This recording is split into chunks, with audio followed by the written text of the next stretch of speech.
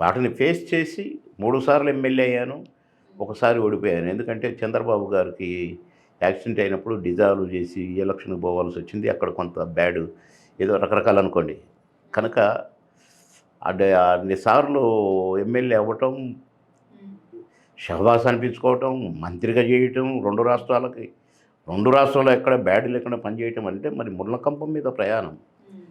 ఒక్కసారి అబ్బా! అంటాం ముల్లు గుచ్చుకున్నప్పుడు.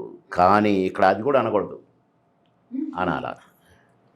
నవ్వుతూ పని చేయాలి. ప్రజలకి సేవ పైగా అది. ఆ!